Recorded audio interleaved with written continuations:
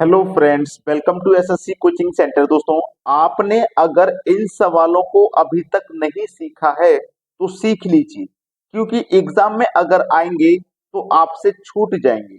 और मैं आपको ऐसा तरीका बताऊंगा कि इन सवालों के लिए कभी कोई दूसरा वीडियो नहीं देखना पड़ेगा। देखिएगा, एक के बटे में 2, एक के बटे में 6, एक के बटे में 12, एक के बटे में 20, एक के बटे में 30 चल रहा है। तो जो नीचे वाली संख्या है, इनके आपको फैक्टर करने हैं तो 1 गुने 2 2 हो जाएगा। 6 के फैक्टर क्या हो जाएंगे? 2 गुने 3। 12 के फैक्टर क्या हो जाएंगे? 3 गुने 4। 20 के फैक्टर क्या हो जाएंगे? 4 गुने 5। और 30 के फैक्टर क्या हो जाएंगे? 5 गुने 6। आपको फैक्टर ऐसे करने हैं जिनके बीच का अंतर 1 आ जाए। तो देखो, सभी के बीच का अंतर 1 आया है, हमने ऐसे फैक्टर किए हैं, सभी के बीच का अंतर 1 आया है। ठीक है। जब अंतर सभी के बीच का 1 है तो आपको करना क्या है? ध्यान देना, आपको करना क्या है कि जो लास्ट वाला फैक्टर आपने लिया है उसमें पहले वाली संख्या को ऊपर लिख दो और बाद वाली संख्या को नीचे लिख दो। सवाल खत्म हुआ। सवाल बिल्कुल खत्म हुआ। यानी कि 5 के बटे में 6 आपके सवाल का बिल्कुल सही जवाब है। और 5 के बटे में 6 देखो पहले ऑप्शन में दिया गया है। क्लियर हो गई ये बात? सभी को आसानी से समझ में आ गया। अब देखते हैं अगला सवाल। अगला सवाल बिल्कुल वैसा ही है जो अभी देखते हुए आ रहे हैं।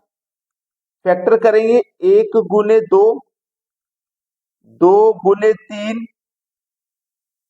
3 गुने 4, 4 गुने 5 और 5 गुने 6 और 6 गुने 7। फैक्टर कर लिया। फैक्टर के बीच का अंतर देखो सभी का 1 है। 1 है कि नहीं? फैक्टर की संख्याओं के बीच का अंतर सभी का 1 है। जब 1 है तो जो लास्ट का फैक्टर किया है आपने उसमें पहले वाली संख्या को ऊपर लिखना और बाद वाली संख्या को नीचे लिखना। बस इसी को आंसर कर देना। 6/7 पहला ही ऑप्शन यहाँ पे सही जवाब है। अब देखते हैं अगला प्रश्न। अगला प्रश्न है, यहाँ पे संख्या पहले देखो, सवाल जो था वो 30 तक था, फिर 42 तक था। अब संख्याएं आगे तक बढ़ती हुई जा रही हैं। लेकिन आपको ना अब बार बार शुरू से फैक्टर नहीं करना, स्टार्टिंग से करोगे वही फैक्टर आएंगे। क्योंकि आप यहां तक देखो, पिछले क्वेश्चन में 30 तक सोल्व किया, 42 तक भी सोल्व किया, अब उसके आगे सोल्व करिए ना भाई। यहां तक तो हमें पता है कि अंतर 1 आ रहा था। फिर से एक बार बताता हूं, देखो 1 गुने 2, ठीक है, 2 गुने 3, एक बार और चेक कर लेते हैं। 3 गुने 4, 4 गुने 5, 5 गुने 6, 6 गुने 7, 7 गुने 8, 8 गुने 9, 72 होता है। अब सभी के बीच का अंतर देखो 1 है कि नहीं? सभी के बीच का अंतर 1 है। 5 और 6 का 1, 6 और 7 का 1, 7 8 का 1, 8 9 का 1, सभी का अंतर 1 है। जब अंतर 1 है तो जो आपने लास्ट का फैक्टर किया है उसमें पहले वाली संख्या को ऊपर लिख देना, बाद वाली संख्या को नीचे लिख देना। बस हो गया आपके सवाल का आंसर। 8 के बटे में 9 पहला ऑप्शन है सही जवाब। अब मैं आपसे इसलिए कह रहा था कि जब आपने यहां तक चेक कर लिया है तो केवल जो लास्ट वाली संख्या है, जो लास्ट वाली संख्या है उसी का फैक्टर कर लो। समझ मेरी बात को? आप शुरू से फैक्टर करते हुए मत चलिए, तरीका आप सीख चुके हैं।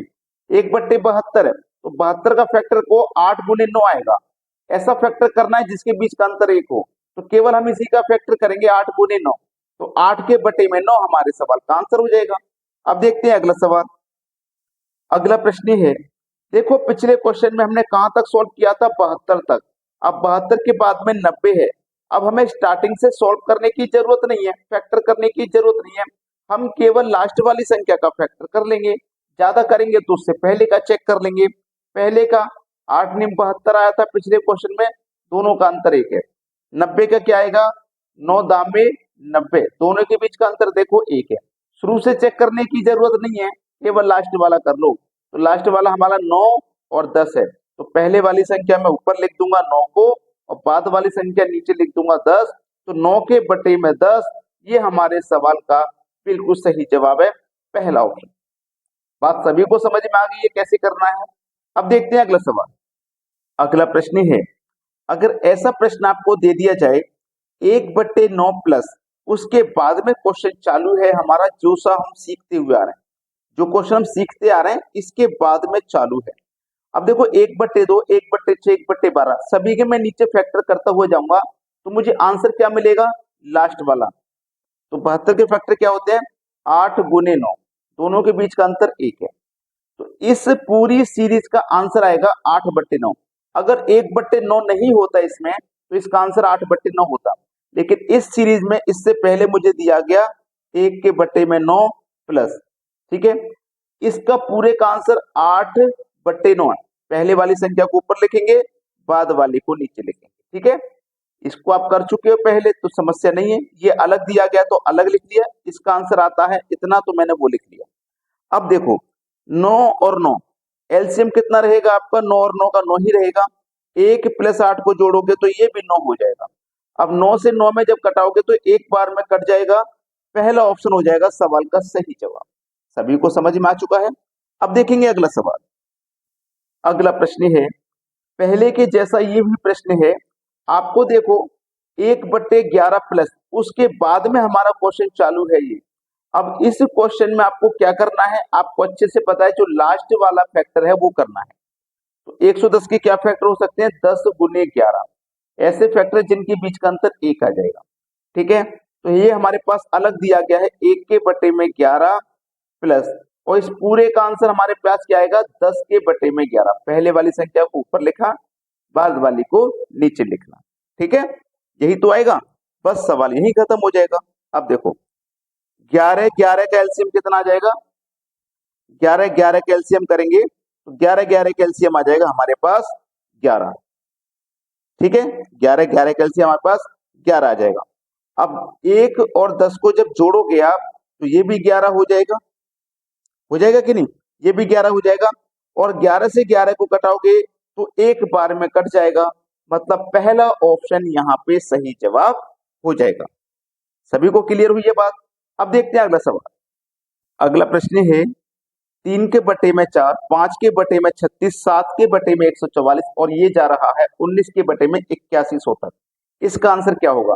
अब ये पहले जैसा सवाल नहीं है, पहले जैसा सवाल नहीं है ये। अब देखो 4 के आप फैक्टर करोगे 1 गुने 4, 36 के करोगे 4 निम 36, 144 के करोगे 16 निम्मा 144, यही तो करोगे। और 8100 के करोगे तो 81 गुने 100 8100 हो जाएगा। अब इनके फैक्टर का जो डिफरेंस है, देखो यहाँ पे 3 का है, यहाँ पे 5 का है, यहाँ पे डिफरेंस 7 का है। अब देखो 3 से 5 हुआ 2, 2 से 7 हुआ 2, यानी कि डबल डिफरेंस जब चेक करोगे तो 2 2 का डिफरेंस है। ऐसे यहाँ पे 81 और 100 में 19 का डिफरेंस है, ठीक है। तो इसको करने का सबसे सरल तरीका है, जब आपका डिफरेंस समान चले, जैसे 2 2 का डिफरेंस चल रहा है ना सभी में, जब डिफरेंस समान हो तो फर्स्ट माइनस लास्ट, याद रखना, फर्स्ट माइनस लास्ट। तो फर्स्ट क्या है आपका, फर्स्ट क्या है, तो फर्स्ट क्या है आपका वो देख लीजिए। आपके पास 3/4 था, जिसके हमने फैक्टर किए 1 गुने 4, यही तो फैक्टर किए हैं 1 गुने 4, फैक्टर किए 1 गुने 4। लास्ट का फैक्टर था 81 गुने 100। तो इसमें याद रखिएगा मेरी बात को, कि इसमें बड़ी संख्या यानी कि लास्ट संख्या देखना क्या है, 100 है, और फर्स्ट संख्या क्या है आपकी 1 है, ठीक है। लास्ट संख्या 100 है, फर्स्ट संख्या 1 है, ठीक है। तो होगा क्या, 1 के बटे में 1 माइनस फर्स्ट संख्या है 1 के बटे में 1, और लास्ट संख्या क्या रहेगी 1 के बटे में 100। ये जो 1 है ना 1 के बटे में रहेगी, ये जो 100 है ये भी 1 के बटे में रहेगी। क्लियर इतनी बात।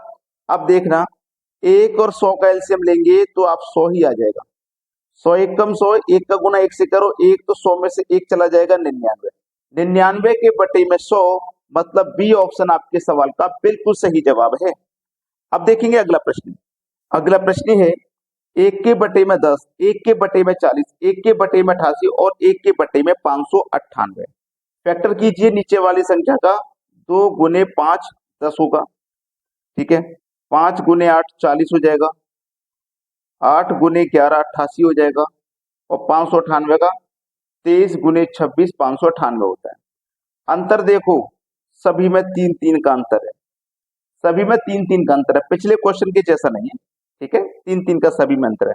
तो इसमें आप करोगे क्या, जो अंतर है एक के बटे में अंतर को लोगे, जो अंतर आ रहा है, ठीक है, एक के बटे में आपने एक के बटे में अंतर को ले लिया, ठीक है, अंतर को ले लिया ना।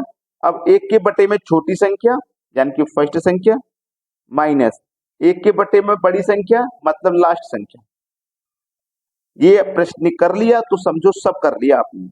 एक के बटे में 3 इंटू 2 और 26 का एलसीएम 26 ही आ जाएगा आपका, ठीक है, 2 और 26 का एलसीएम 26, 2 से काटो 26 को 13 बार में, 13 एक कम 13 माइनस 26 से काटो एक बार में, एक एक कम एक।